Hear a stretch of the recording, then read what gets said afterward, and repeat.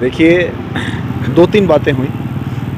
मैंने तब जवाब देना ठीक नहीं समझा जब ये बातें हुई, क्योंकि उस समय मेरे घर में कोई शोक का वातावरण चल रहा था।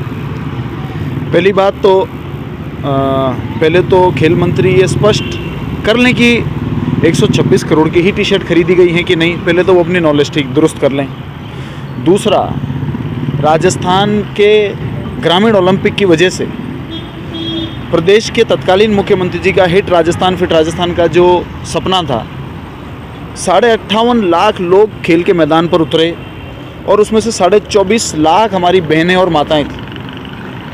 मैंने अनेकों बार प्रेस कॉन्फ्रेंस में ये कहा कि ये कोई ओलंपिक्स में मेडल लेने के लिए नहीं हो रहा है, ये खेलों का वातावरण फिर से पैदा हो।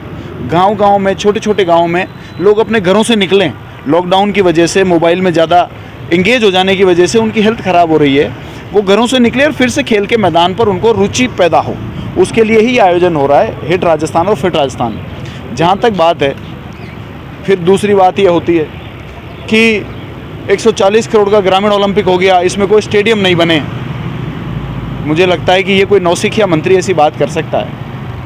आयोजन का पैसा निर्माण में कैसे लग सकता है और निर्माण का पैसा आयोजन में कैसे लग सकता है? तो मुख्यमंत्री जी की बजट घोषणा था कि ग्रामीण ओलंपिक के आयोजन में 140 करोड़ रुपए लगाएंगे। खुले सदन में सबको कहा। तो आयोजन का पैसा निर्माण में, स्टेडियम के निर्माण में कैसे लग सकता है? और जो स्टेडियम के निर्माण के लिए पैसा होता है, निर्माण के हेड का जो पैसा होता है, वो आयोजन में नहीं लग सकता। पहले तो उनको थोड़ा सा, एक मंत्री हैं तो थोड़ा मंत्री की तरह पेश आएँ। और जहाँ तक कि वो कह रहे हैं कि 126 करोड़ की कोई टी शर्ट परचेज में कोई घोटाला हो गया, तो मैं तो यहाँ पर आपके सामने खुला कहता हूँ कि खेल मंत्री 3 महीने, 6 महीने, 9 महीने, 10 महीने, 12 महीने एक फिक्स टाइम लिमिट का जांच का दावा करें कि इतने समय में या तो पूर्व खेल मंत्री को जेल में डाल दूंगा, नहीं तो मैं खेल विभाग से इस्तीफा दे दूंगा।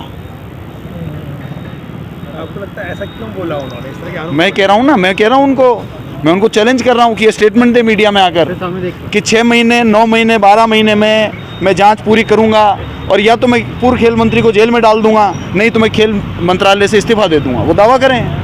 थोती बातें करने से, किसी के पूर्व कार्यकाल के ऊपर लांछन फेंकने से उनके कार्यकाल में कोई उपलब्धि नहीं होगी।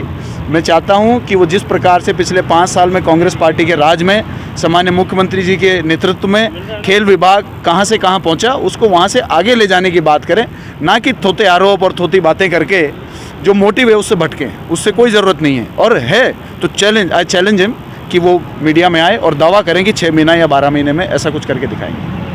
मालवीय जी छोड़ के जा रहे हैं कांग्रेस, क्या कहेंगे? अभी तक तो सुनी सुनाई खबरें हैं, अब कुछ ऐसा हो जाएगा। अब वो तो बहुत सीनियर लीडर रहे हैं हमारे और आज भी हैं, अभी तक तो हैं, जब तक कि ऐसा कुछ पुष्टि नहीं हो जाती है।